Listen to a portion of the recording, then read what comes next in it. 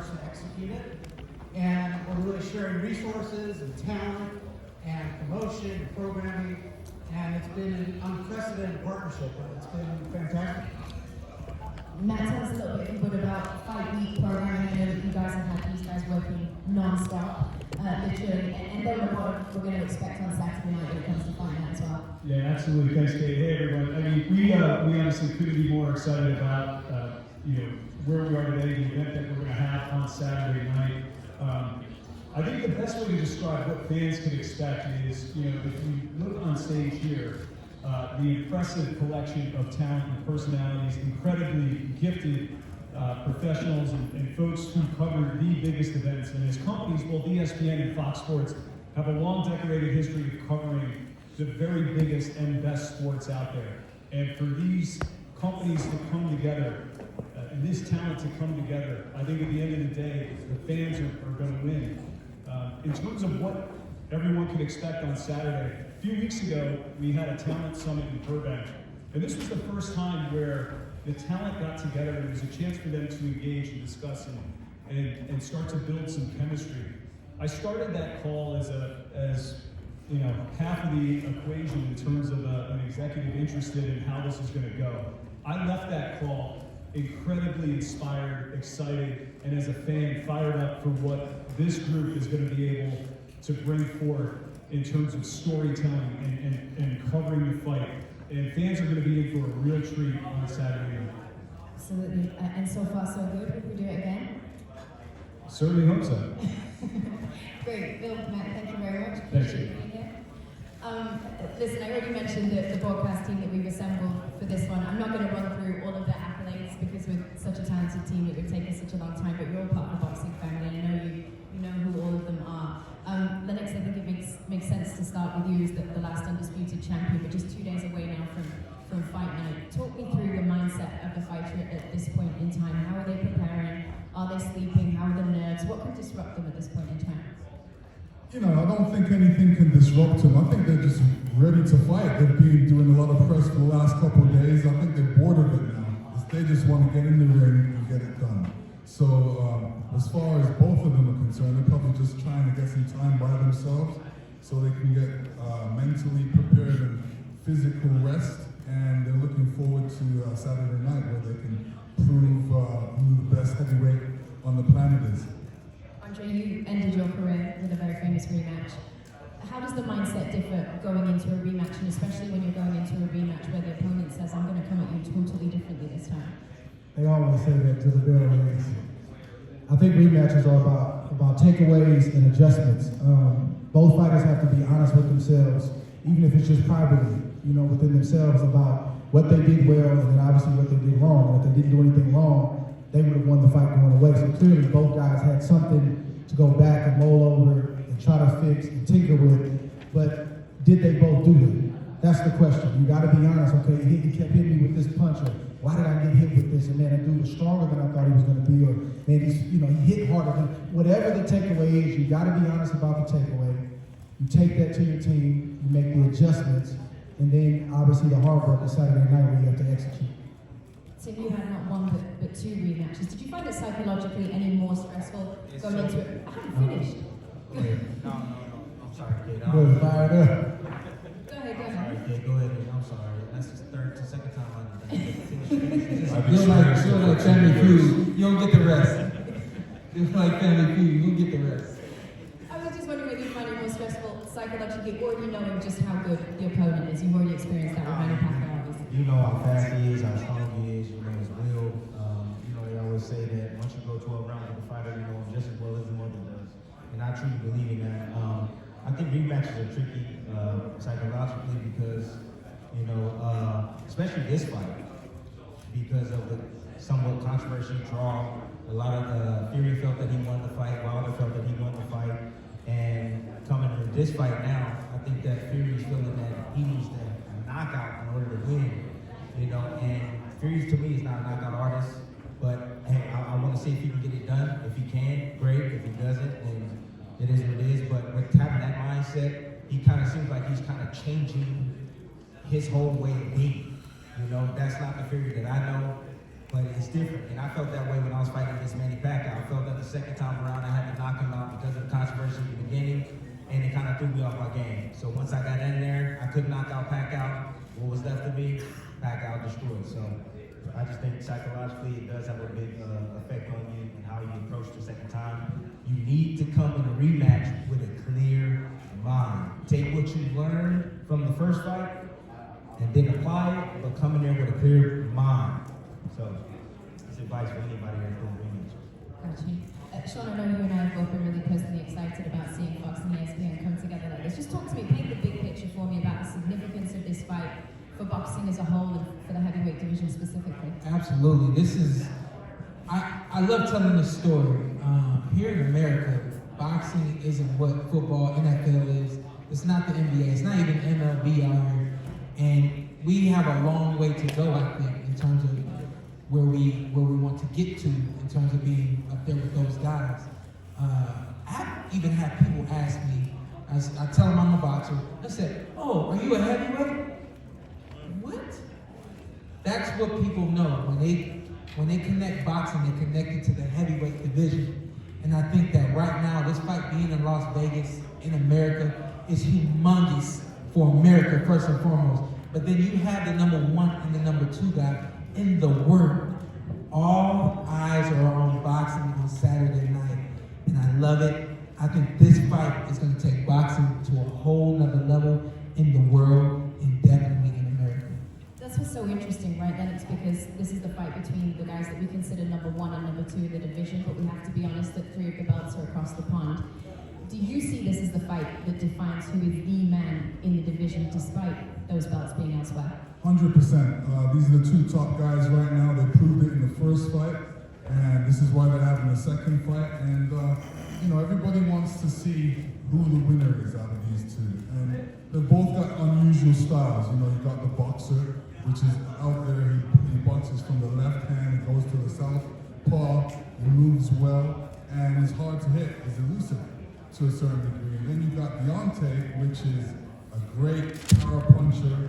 And everybody's worried about his right hand, but he's got other attributes as well that he wants to let people know, which makes for an unbelievable fight. So for a fight like this, it's hard to pick because both of them have the strength and the talent to win. So it's really who really comes out with the best game plan.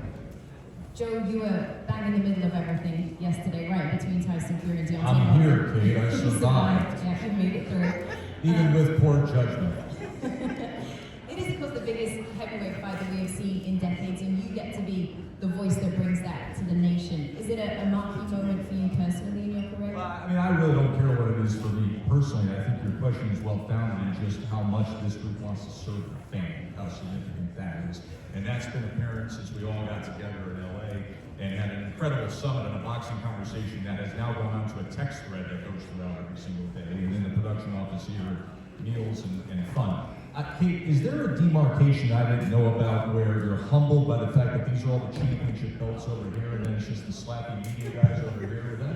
I feel like there's a imaginary order. But to that point of how special it is for all of us, and I feel like it's a Friday Night Fight reunion over here, right?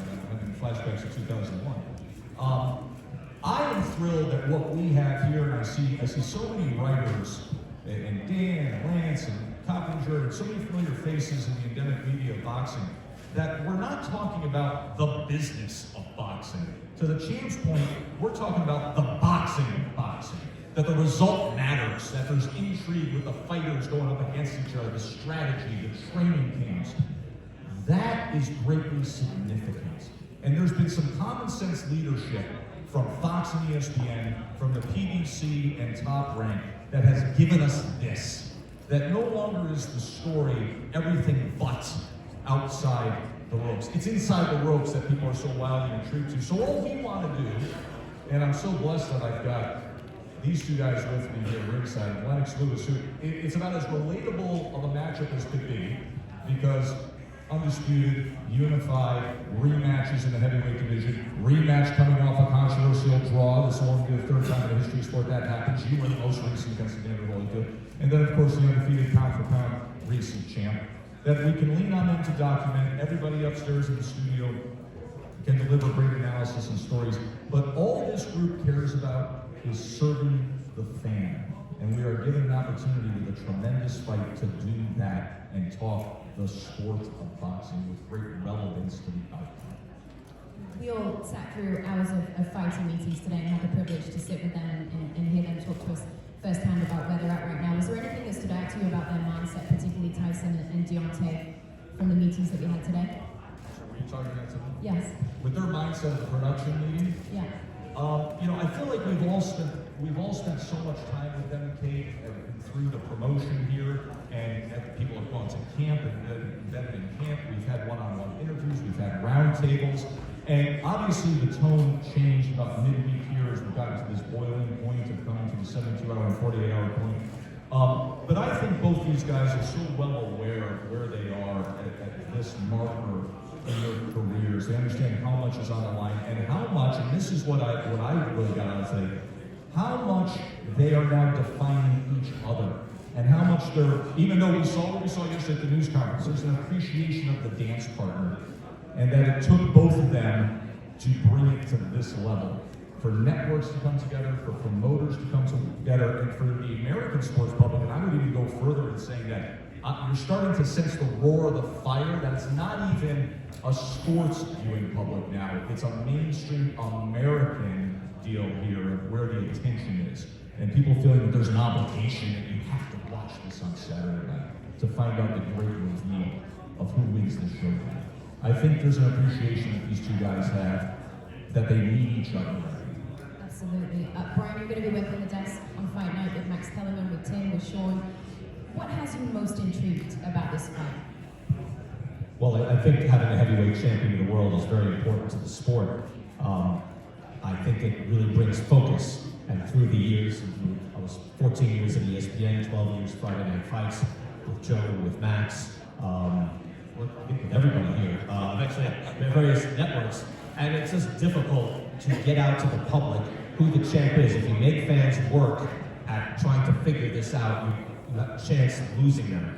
And this transcends the sport. We can have one person. And I agree, given I've called both Anthony Joshua fights last year, I think he's solidly in the number 3 spot right now. No matter how many belts he has, he lost that emphatically, got knocked out, came back, reclaimed his belts, and has a title now. But these guys are both unbeaten. The winner here is the heavyweight champion of the world. And it's the biggest title in sports traditionally, and it brings in mainstream fans. And it's exciting for all the reasons that we say. Even though they're 31 and 34, you get the sense they're in their physical prime. They're in their spiritual and emotional prime. They're both peaking right about now. It's a classic matchup between a guy who's a natural boxer who's been boxing out of the crib and another guy who started at the age of 19. You have a guy who has immense power, and you have another guy who explicitly at 6'9" is a tremendous boxer. There's so many intriguing elements, but again, we're not just competing with other sports or other boxing networks. We're competing, as they say in Netflix, with sleep. You're competing with movies. You're competing with all sorts of entertainment. And I think boxing at its best is the best thing out there and the most exciting thing out there, especially at 6'7" and 6'9" for the heavyweight championship. Amen. Bernardo, you're going to be in the ring getting that first interview when one of the men has their hand raised on Saturday night. How are you expecting the rematch to be different? I expect both guys to go with what they know. I think all the talk of what's going to happen really doesn't matter until they get into the ring, because the first punch will change everything. And historically, we know that fighters revert to who they are. So once that first punch is landed by either Tyson Fury or Deontay Wilder, that'll dictate where the fight goes. So in terms of it being different, I think the first round or two will be different. And then if it doesn't end there, they'll settle into who they are, because that's where they feel comfortable. Tyson Fury will be at his best using angles, moving, trying to stay away from that right. And Deontay Wilder will be that hunter. He knows that if he lays that right hand on you and it detonates, and I say detonate because usually you say he lands that right. No, when Deontay Wilder extends that right hand and gets that full extension and it hits somebody, it detonates like a bomb. And those guys usually don't get up. The exception being Tyson Fury. So they're both confident. They both believe that in that 12th round, they figured out what they need to do to win round 13 and moving forward. I'm sure that So Tyson, after he got up and went after Wilder, he says, okay, that's my formula to win. That's a dangerous formula. That's putting himself out there in danger. And for Wilder, he's looking at it like, man, those last 4 rounds, it's a whole different fight than the first 8 rounds. And so if I can just continue that to be round 5, I can do my work and finish him. So I expect it to be different for moments, but I expect the same thing to be the tone of the fight, because they both cannot get away from who they are. Andre, did Tyson convince you in the fighting meetings today that he's got the right game plan for this? When I first heard the game plan, or the new game plan, or the new mindset from Tyson Fury, I didn't believe it. Then I heard a little bit more, and I heard it again, and I started to believe it a little bit more. And then we heard him today, and I think I fully believe it. If you watch the first fight, there was an invisible line in the center of that ring. And for probably about 50% of the fight, Tyson Fury told that line and didn't allow Deontay Wilder to push him back. Now I know that, most people think that Fury ran around the ring and boxed and was cute the whole night, but that's not necessarily true. Tyson Fury had several moments where he attacked Deontay Wilder with success. He had his best success when he attacked Deontay Wilder. So the game plan is not entirely crazy. The issue that I have is the weight gain and the bulk cut. He's talking about being somewhere around 14 and a half pounds north of where he was the first fight. I don't agree with it. A 250-pound man is a big enough man to push back a guy who's 225, 223, somewhere around there. So I don't agree with the weight gain. He explained it to us today. I understand it in theory, but I wouldn't necessarily recommend it. But the game plan is not entirely crazy. You have a guy with an 83-inch reach, right? Is boxing him, Tyson Fury, like he did the first fight, was that really a safe thing to do? He got caught twice. He almost got knocked out in the 12th round. So there's really no safe place in a ring with a guy like Deontay Wilder. So I'm not opposed to him saying, I'm going to push the issue and be bold enough and brash enough to push a guy back who typically doesn't have to go back. I made a living out of doing it, right? So it's dangerous, and it's no man's land from being on the outside and then getting on the inside. That's the hard part. How are you going to get inside and push him back consistently and often enough where you get hit, you're able to hit him back, you're able to get in that nip and tuck kind of fight? It's not easy, but I don't necessarily disagree with it. I just disagree with the weight game. If you were to fight Deontay Wilder, what would your game plan be? Well, I'm a pugilist specialist, so to box Deontay would be a great fight for me because he's one-dimensional. I'd rather fight him than Tyson Fury because Tyson Fury gives you all kinds of different looks, and he would have to get me thinking a little bit more. So Deontay, I would probably go towards and try and hit him to the body because he would be taller than me, and I would think I would be a more of an effective body puncher against him. I think one thing too we got to give Deontay Wilder credit for. We understand what his gift is, his God-given gift, his power. And it's in his right hand. I know he still has a left hand, but we know him for his right hand. But it's also the skill, the nuance that he's developed over time to set that right hand up. He's learned how to get guys in the right position at the right time and land the shot in the right spot in order to get them out of there. That's skill. This is a guy who doesn't have 30 amateur fights, 30, 35 amateur fights, went on to win a bronze medal, was the only medalist in that Olympics, and he's obviously had a small sample size as an amateur, so he's learning on the job. That's why he had a lot of guys, he fought a lot of what we call dead men in the sport of boxing early on, trying to understand who he was as a professional fighter. He's done that. His style is established. He is improving little by little, but we got to give him credit for the skill that he does display. Most of the time we say it's the punch that you don't see, the one that hurts you.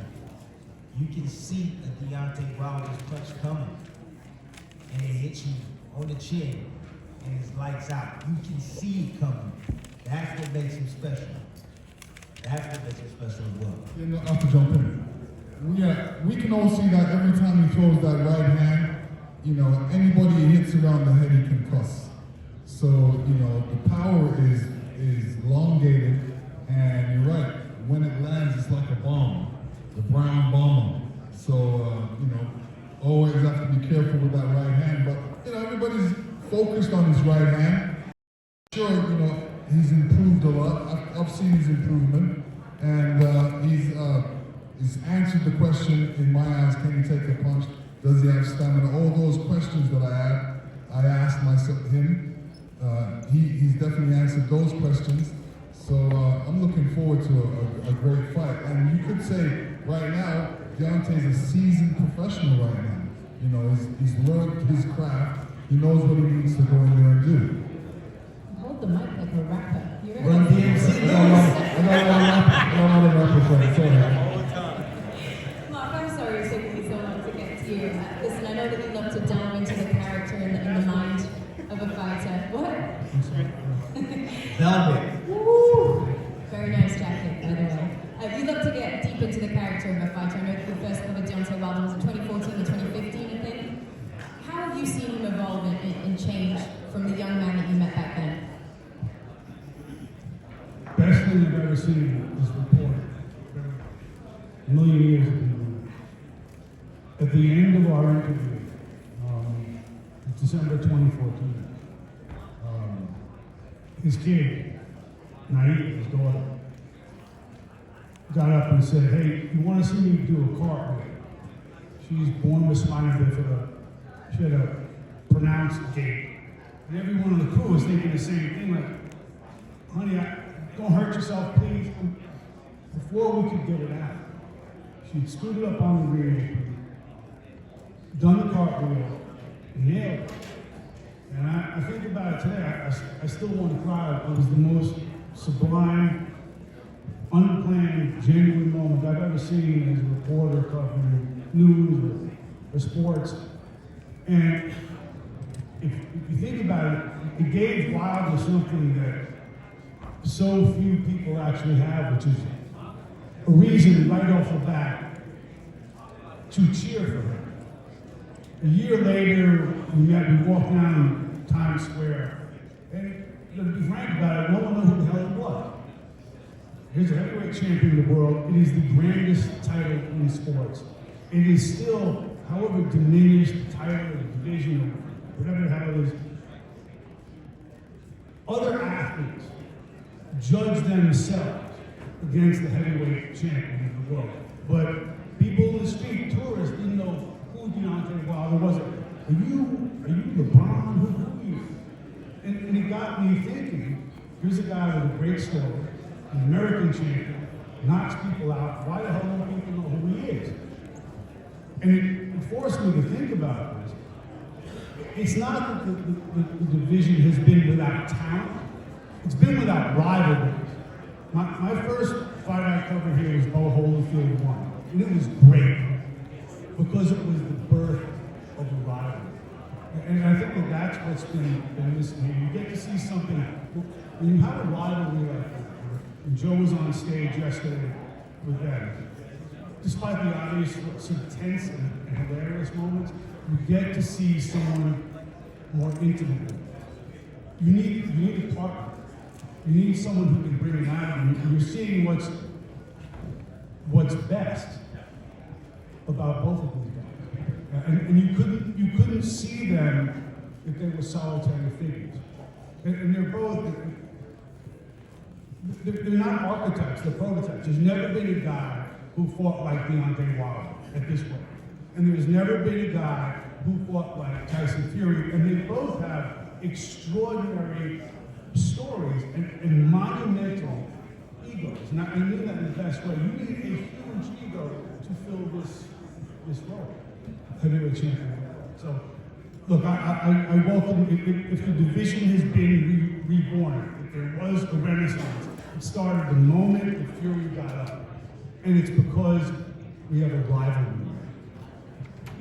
Yeah, I wanted to piggyback off of that. You know, even more than just having a rival, because I think there's a lot of rivals in the sport in every weight class, right?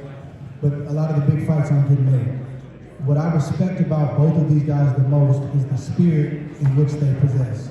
They possess the same spirit of the fighters, the heavyweights, who went before them and who laid the bricks on the path that they're now walking on. That willingness to risk it all. We say those things, but they're really risking it all. And now, some may say they're making tens of millions of dollars, so what are they really risking? Well, you got two prideful men who have countries on their backs, They're risking embarrassment. They're risking their pay scale because if they lose, they're not making what they're going to make in the rematch. They're risking their legacy, bragging rights, reputation, all of those things. And whether we admit it or not as fighters, they're processing all of that this week. They're managing fears, they're managing doubts, they're reminding themselves of the work they put in and why they belong on the stage. They can have rivals, but if they're not willing to toe the line and go to their team and demand that certain fights are made, then we won't have rivals that actually fight each other to create rivalries. So we not only had one great fight, we're getting ready to have another one Saturday night.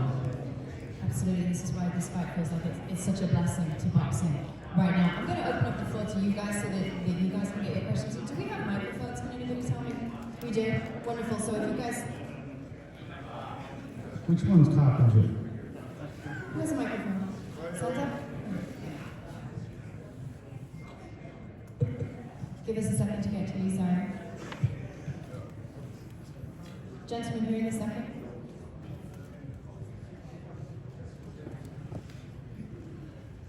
Hey guys, thanks for taking time to answer our questions and address these topics. Andre, I specifically want to ask the question you just raised.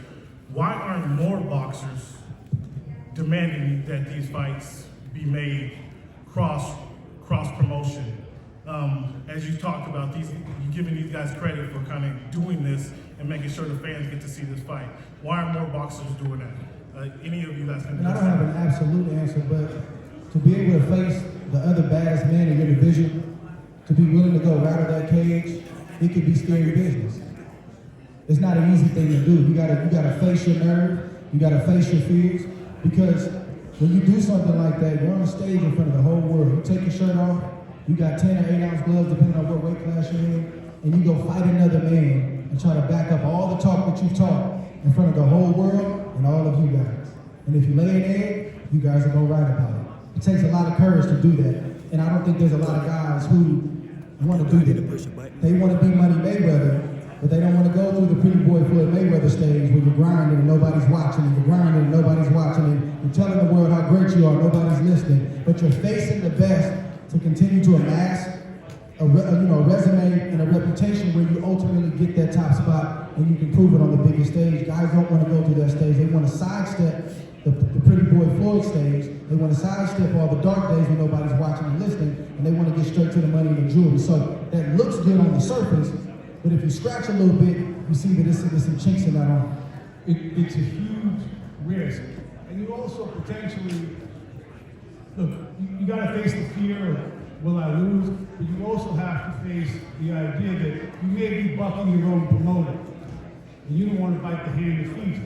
Or do you? So you have to come out. I think for most fighters to make something like this happen, you have to come out and say, I want this. You have to come out publicly. That's a very lonely place to be.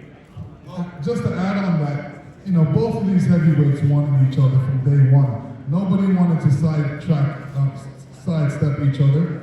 Deontay came over to England. He was searching for a great fight. Nobody wanted to fight him. Tyson Fury answered the call and came over to America and answered the call. So, a good job for both of them. I mean, this is what we need from great fighters. They don't want to sit back and take no easy fights. They want to fight the very best and prove that they're the best. Very important. Next question. Lennox, Shawn from Whitlock.com. Lennox, you know a thing or two, obviously, about landing that right hand, bazooka right hand you had. What does Deontay have to do better than this? Right up front. Yeah. What does Deontay have to do with this fight? That he didn't do the first time to actually get the knockout. Be more accurate with his punches, start the game off a little better. I think both fighters know each other right now, so they don't really have to waste time and say, oh, I need to figure you out. They know each other already. They've watched countless tapes on each other. What they needed to do is actually, go back and really train and say, what do I want to do in this fight? What can I do more of? What mistakes did I make in the first fight? What don't I have to do in the second fight? So, and it really comes down to, what plans they have for this fight. If they have an A game and a B game, and what works for them. And I think corners matter as well. You know, the information that's given to each fighter when they go out there for each round is very important.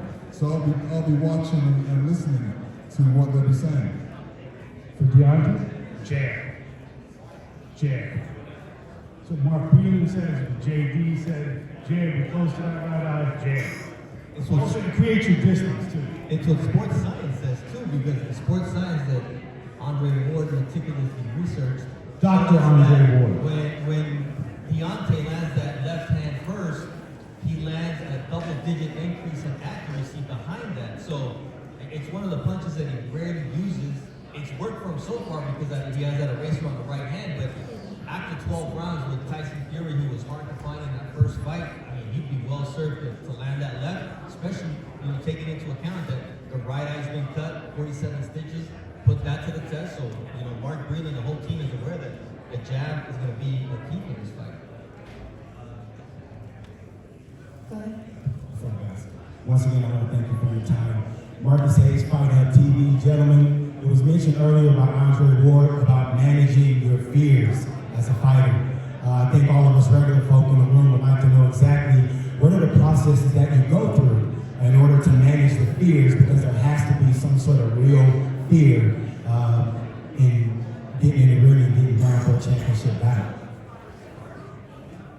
This is for all the champions, if anybody wants to All answer. right, when you say managing your fear, you know, for me, my fear was losing and not being able to do what I do best.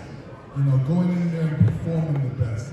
I guess from how I managed my fear was just making sure that I was properly prepared, making sure I was in great shape, making sure I was working on the things I needed to work on to perfect them. You know, example, my jab. Working on my job and making sure that it was the best out there, that it was going to do the job that I needed it to do for me. For me, I believe that fear is something that is, it starts with your mentality. It starts with how you think, then it moves into how you feel. If you allow it to, it'll determine the way you walk. It'll determine the way you talk. It'll determine everything you do.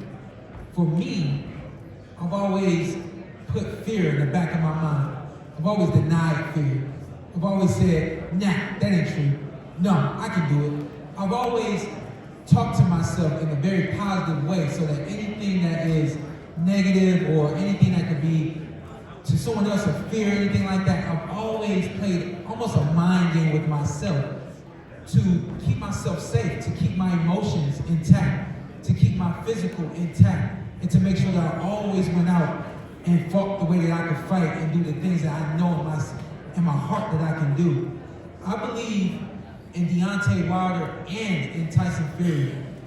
There's very little fear at this point in both of their hearts and in both of their minds. Both of them believe that they're going to walk out of that ring Saturday night victorious. Both of them believe that they're going to knock one another out. There's not very much fear getting in the ring on Saturday night, and we are all in for a treat. Look at Timmy's game What? for him. What about the fear? Come on, Desert Storm. How did you deal with fear? He said, I'm still doing it. Hey, I'm not gonna lie, I was always scared to hear. I mean, honestly, I think that once you understand fear, it's a natural mechanism that God has given us. Once you understand that, I think you're able to deal with it. I just know that, you know, being nervous is a good thing. The more relaxed you are, the better you're gonna be. That's it. And, you know, there's things that creep into your head while you're in the hotel room, and you just gotta just tell it, no, that's not what's gonna happen. And I think that the harder that you work in the gym, that kind of takes care of this fear as well. That's the reason why I work so hard in the gym, so that way I didn't doubt myself. That way I didn't say, oh, why did I run that extra mile when I'm in the ring and say, I'm in a tough spot. I know that I did enough. I know that it's in me. I know that I'm meant to be in this position. Well, that's how I dealt with it. But I ain't gonna lie, I was always scared as hell. I think everyone out there right now, if Tyson Fury said, oh yeah, I'm nervous as hell, y'all would all think that he's not ready for the fight. Being nervous is not a problem. It's all about how you manage it. And I think that everyone up here, the champions, we've been able to manage our emotions and our pride. We've been able to manage our confidence. we've been able to manage our family lives in comparison to our professional lives, and we've all been able to make it up here right now because we understood how to handle our fears. Even if we're talking about of television, of reporting, you guys have all been able to manage everything you come up against right here up here right now, and those guys are going to do that on Saturday night. I'll do it like team. I'm going to go at it head first. What happened? You know they're throwing shots. Listen, guys, I want to say we really appreciate you turning out for this. We do understand that it's not just, Fox, ESPN, PBC, Top Rank that make an event like this as big as it is. It's all of you guys out there who are part of the boxing community and family as well who turn out for us. So we do appreciate you. We hope you've enjoyed the guys speaking. They are available to you kind of offside as well if you want to try and grab them and get a few extra words from them as well. They'll be here for a minute more. And I'm told that the bar is open. Please don't go crazy, but enjoy yourself. I just have one more great job, I think. And ask our last question up there. This is Bruce from Whitlock Sports TV. All you guys have been in big fights in your career. Bradley been in a big fight with Manny Pacquiao. Shawn been just the last fight with Errol Spence. Andre Ward was just in a big fight with Sergio Kovalev. Money Schools. Sorry, bro. Hang on a second. We're not hearing you. Just slow down a little bit. I said that all you guys have been in huge fights in your career. This is a huge fight. Timothy Bradley been in a big fight with Manny Pacquiao. Shawn was just in a big fight with Errol Spence. Andre was in a big fight with Sergey, and Lennox obviously with Mike Tyson. What do you guys rate the buzz and the promotion for this fight, and what does this do for the sport of boxing? I think it's big right now. I appreciate everything that's happened up to this point. I go everywhere by myself. I just do my own thing. Nobody bothers me. But whenever I walk into someone at a grocery store, I've been at Walgreens. I mean, just little places. People that don't recognize me, but they just start conversation, and they find out that I'm a boxer. I always ask. I've asked, hey, have you heard about the fight this weekend?